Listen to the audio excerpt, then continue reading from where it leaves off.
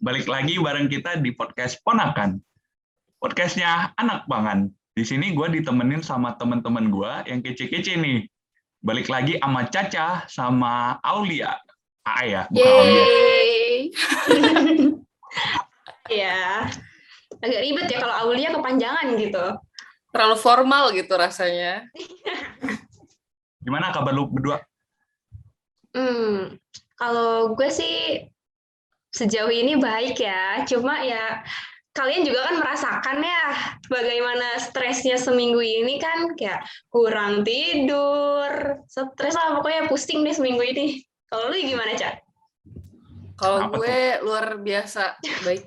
Tapi ya sama kayak Aai, stres. Kayaknya yang semesternya sama kayak kita kayak tahu deh stresan ini. Gue nggak tahu. Apa tuh? Oh gitu, lu tidur 24 jam ya? Gue tidur sejam doang gara-gara itu. Wow. Apa? Pokoknya kalau semester ini tidak diselesaikan dengan cara stres, itu nggak afdol. Pokoknya kita harus menyelesaikan semester ini dengan cara stres. Ya kan? Bener banget ya, sih. Tapi untung banget kan udah ya dikit lagi selesai lah ya. Kayak seminggu ini doang nih. Tapi masih banyak masalah ke depan. Lagi ya. Tekniko minggu depan deg-degan lagi nih. Ai juga kan Ai. Bohong. Iya, gue juga ya. Maaf ya guys, gue terlepas dari beban itu. Capek loh. Sebelum kita mulai nih, apa Caca nggak pantun dulu seperti biasa? Ada pantun nggak sih? Tahu aja nih Niko, kayaknya tuh gue tahu banget sih. Kayak kalau teman-teman ponakan tuh kayak mau dengerin podcastnya tuh karena kangen pantun gue gitu gak sih, ya kan? Kayak mereka gak butuh kalian berdua, dia cuma pantun gue doang, right? Biar tenang. Ya, karena pantunnya tuh kayak beda banget gitu kan, kayak seru aja gitu pantunnya. Bener banget. Coba mulai, Cak. Oke, gue pantun, jangan lupa jawab ya. Yeah. Oke, jalan-jalan ke Jimbaran, di jalan ketemu mantan. Cakep. Apa kabar teman-teman? Ketemu lagi di Ponakan. Yeay. Gila banget gak tuh pantun? Di Jimbaran ada mantan, buset. Kayaknya ini bukan pantun deh. Ini curhat kayaknya. Curhat ya. Aduh. Gawat banget. Gara-gara ini kan udah dibuka nih secara resmi loh dengan pembukaan pantunnya seorang ratu pantun kita, yaitu Melanie Pazanita atau Caca. Oh ya. Jadi gimana kalau kita mulai aja nih ke topik bahasan kita hari ini.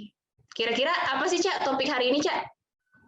Jadi guys, Ciela, mulai serius nih kita ya. Kita bakal bahas tentang umbi-umbian.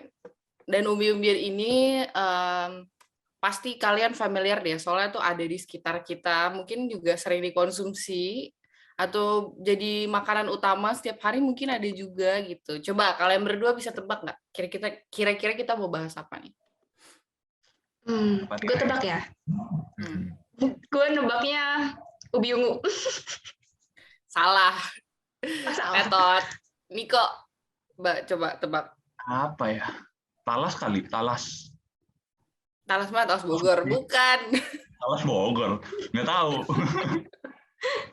Talas bukan. Apa aja deh gitu. Metot, coba. Mau coba lagi nggak? Apa udah nyerah nih? Nyerah. Kalian anaknya gampang nyerah. Sebut-sebutan umbi-umbian nih di sini. Banyak nih variasinya. Nah, ya nggak apa-apa. Biar podcast ini seharian aja gitu. Wow. Seharian cuma bahas nama-nama umbi ya. Jadi judulnya nama umbi gitu. Jadi jenis umbi gitu kan. Iya. Nyerah nih kalian nih. Nyerah. Kurang jago nih kalian nih. Jadi kita bakal bahas tentang singkong. Tepuk tangan dong. Gue gak kepikiran singkong ya. Gue kepikirannya ubi ungu. Ya, kita bakal bahas singkong soalnya nih. Jadi kira-kira sebelum kita lebih dalam nih, kira-kira Niko sama AA itu tahu nggak sih kandungan atau apa aja deh, terserah, boleh tentang singkong, kalian tahu apa gitu? Gua mulai dari gua kali ya, nguji pengetahuan gua nih selama nggak sia-sia ya. Jauh setahu gua nih kalau ubi kayu kan singkong ya, termasuk umbi-umbian yang bisa gantiin makanan pokok kita, nasi. karena itu kandungan serat dan karbohidratnya itu tinggi banget. Karbohidrat kompleks masih. Iya sih, bener sih apa yang dibilang Niko tadi. Terus ya selain itu, kan udah dijelasin nih, dia tuh mengandung karbohidrat kompleks gitu kan, kata Niko tadi ya. Singkong itu bisa diolah juga kayak berbagai jenis produk makanan gitu loh. Salah satunya tuh keripik. Ya, keripik singkong lah. Lu kan tahu ya di mana-mana ada tuh keripik singkong. Dan kalau misalkan di daerah gue nih, dari Bandung ya guys. Kasih tahu nih, FYI aja gue dari Bandung ya kan. Yang sangat berguna nih. Teteh Sunda. Aduh. Jadi si singkong ini bisa diolah jadi kayak peyem. Peyem itu tape ya. Lu pada tahu kan pasti kan? Sama getuk sih. Ya, tahu kan, tahu kan. Terus kalau misalkan dari kalian nih para pendengar ponakan yang pastinya di luar Bandung lah ya. Kalau tadi kan Bandung kan gue peyem sama getuk. Nah, dari daerah kalian apa nih kira-kira produk olahannya? Kasih tahu kita ya. Nah, terus dari anchor kita nih, Caca, ayo apa Cak makanan olahan dari singkong yang ada di daerah lu? Disinyalir nih guys. Disinyalir. Saya jarang nih kan ya makan singkong kan. Kayaknya sekali setahun deh mungkin ya. Lama banget itu ya. Jadi gue kebanyakan makan Indomie sih, bukan singkong. Nggak tahu nih. Padahal Caca di rumah loh guys. Tapi di sekitar gue nih, ini di rumah kan biasanya makan Indomie. Yang di sekitar gue sih biasanya gue taunya kalau singkong jadi gorengan sih, itu kan yang 10.000 dapat singkong, dapat pisang, dapat tempe, tahu gorengan gitu kan. Iya, terus enak banget sih, fix gue pengen deh. Abis ini gue pesen kayaknya. Gojek. Ya, of course. Kalau dari lu nih, ini kan Medan kan agak jauh ya, dari Bandung, dari Jakarta, dari Bali, itu jauh banget kan. Nah, makanan olahan singkong dari lu apa? Kalau dari gua sih yang kepikiran itu ada bika ubi namanya. Jadi dia kayak varian bika Ambon, cuman bahan bakunya itu dari singkong. Gue baru tahu loh. Enak gak tuh nih? Itu ya enak gak nih? Rasanya seperti bika Ambon ya, cuman ada rasa-rasa ubi dikit gitu. Itu yang membedakan. Sih. Lo tau kirimin kita. Iya. No bukti tuh hoax berarti. Jadi harus ada gitu kita. Fix banget ongkirnya ditanggung sendiri ya, nggak apa-apa. Nanti gue kirim alamat ya nih. Pokoknya jangan lupa kirimin. Boleh, ongkirnya. Kosan gue nih ya, boleh kirim ke kosan gue. Iya, asal ada ini nggak apa-apa, boleh. Asal ada cuan ya. Oke, keren banget ya dua teman kita ini kayak pengetahuannya banyak banget kan. Jadi ya kita setelah kita bahas secara garis besarnya aja, kita langsung aja masuk ke topik kita. Apa yang kita bahas hari ini itu adalah kandungan yang terdapat dalam singkong dan juga cara mengolah singkong yang benar. Nah, tadi kan Niko sebenarnya udah sempat kasih tahu dulu nih kandungan singkong, ada serat, ada karbohidrat kompleks tadi kan. Nah, jadi boleh dong nih kayaknya nih lanjutin apa aja sih kandungan yang dimiliki sama singkong, lebih banyaknya lagi nih apa nih? Aduh. Jadi mungkin dari yang gue lansir nih ya dari internet, berdasarkan informasi yang didapat dari USDA National Nutrient yang dirilis di Departemen Agrikultur Amerika, kandungan nutrisi yang terdapat pada tanaman singkong itu ada energi, protein, karbohidrat, lemak, serat makanan, vitamin A, vitamin C, vitamin E, vitamin K, folat, niacin, peridoksin, riboflavin, dan tiamin. Bentar, capek ya, banyak ya ternyata. Juga terkandung elektrolit kayak sodium dan potasium. Habis itu juga ada mineral-mineral kayak misalnya zat besi, kalsium, magnesium, mangan, fosfor, dan zinc. Banyak banget ya. Gila, Niko nih kayaknya kerjanya merhatiin kelas semua nih. Nyatet aja gitu kerjanya kan ya. Dicatat ya semuanya nih. Kandungan singkong dicatat satu-satu. Keren banget emang. Atau enggak option keduanya dia nyontek kayaknya. Jangan yang itu jangan kita bahas di sini ya. Yang itu kita di belakang aja. Oh ya, kita jadi bahas. Ternyata banyak ya yang disebutin Niko tadi kandungan dari salah satu jenis umbi yaitu singkong. Jadi teman-teman ponakan udah tahu kan tadi, jangan lupa dicatat ya tadi yang disebutin sama Niko.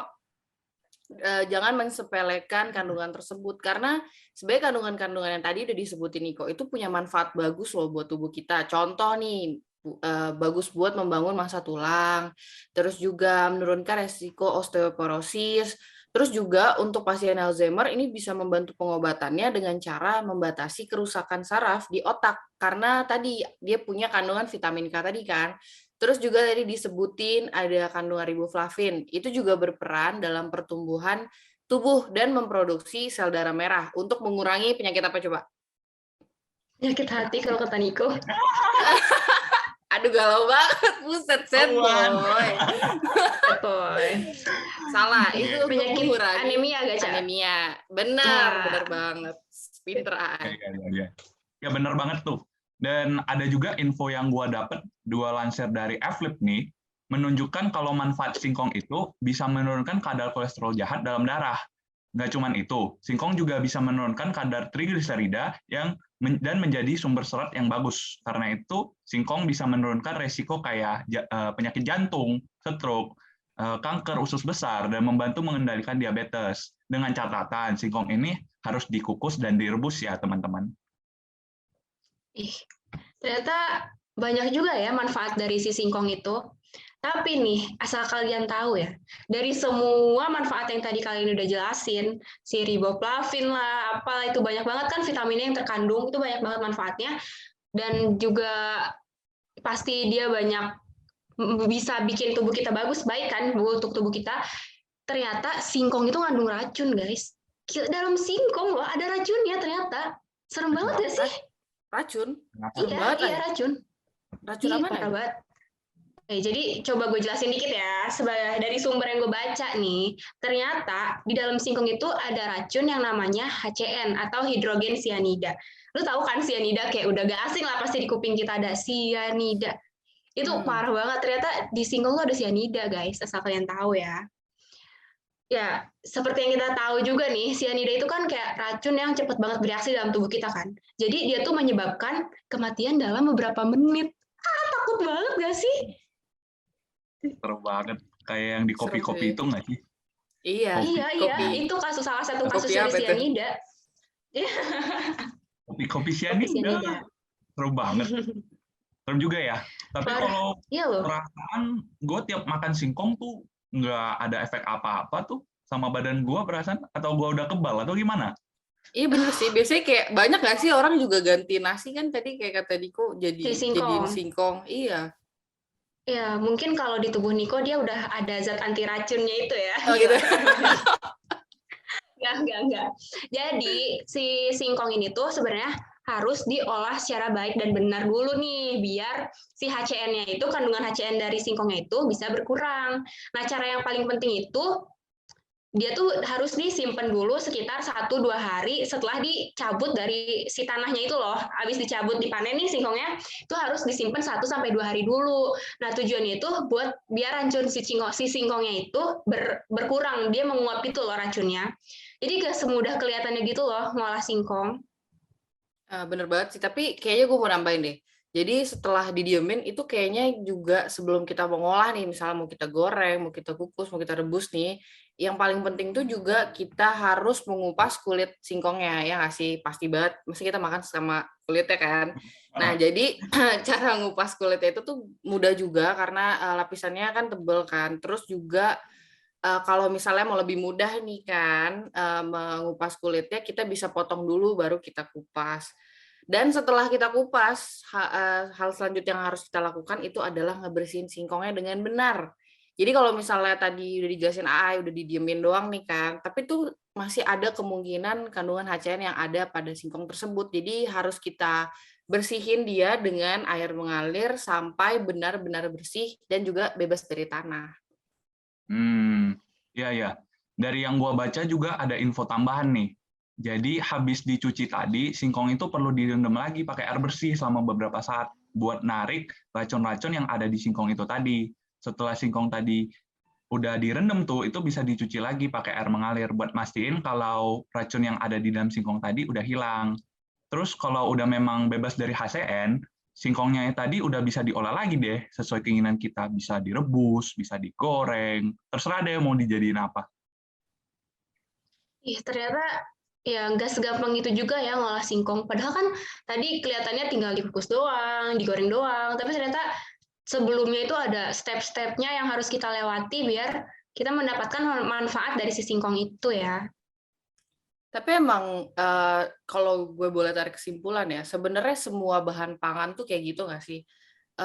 Kenapa semua bahan pangan tuh pasti kan ada manfaatnya. Dia punya kandungan yang berguna buat tubuh. Kan kita konsumsi tujuan utamanya buat itu kan. Tapi emang yang harus kita perhatikan adalah cara mengolahnya yang baik dan benar, karena bukannya malah bermanfaat, nanti bisanya malah jadi berbahaya buat tubuh kita, atau enggak mungkin karena cara mengolah kita tidak benar, kandungan-kandungan yang tadi harusnya baik buat tubuh kita malah hilang gitu. Jadi kayak kita makan nggak ada fungsinya gitu. Makanya pentingnya jurusan teknologi pangan. Betul. Promosi. Kalian promosi. Yoi. Nggak apa-apa, bagus. Kayak kita belajar 4 tahun belajar itu terus kan, tapi itu penting guys buat tubuh Iya sih, kita bener jadi banget sehat. Ya kan? Biar Jangan lupa ya manfaat. Iya sih, biar manfaat sama kandungan gizi yang ada di dalam makanannya itu terserap tubuh kita ya. Jadi kayak bermanfaat nih, bukan malah beracun yang menyeramkan gitu ya. Iya, kalau beracun sih serem banget sih. Serem banget sih, parah sih. Gawat guys, gawat. God, kenapa? Gawat. Kenapa? Hah? Kenapa, Rik? Gawat. Ada racun? Enggak. Apa? Gawat. Udah waktunya kita pamit sama ponakan kita. Oh, sedih. Ya, sedih banget. Padahal kayak baru aja nih ketemu hari ini ya. Setelah berapa bulan kita nggak ketemu, guys. Iya, padahal baru. Udahlah. Padahal kayak masih banyak deh yang harus kita bahas gitu kan. Ini Banyak gara-gara asikan informasi, ngobrolin singkong nih, nggak berasa ya ternyata. Iya, kayak banyak bahan pangan yang harus kita bahas. Makanya guys, ada episode selanjutnya. Jangan terlewat ya. Jangan terlewat. Jangan lupa juga, jangan bosan-bosan dengerin kita nanti di episode selanjutnya. Kalian pasti kangen sih sebenarnya nungguin kita ya kan? Nungguin pantunnya Caca kan pasti. Oh ya jelas. Jelas banget. Ya, dan yang pasti sih jangan lupain informasi-informasi yang udah kita kasih tadi ya. Sama yang sebelumnya juga di episode sebelumnya jangan dilupa. Oke deh kalau gitu, gue Aai. Dan gue Caca. Dan gue Niko. Kita pamit undur diri. Sampai ketemu di episode ponakan selanjutnya. Bye-bye. Bye.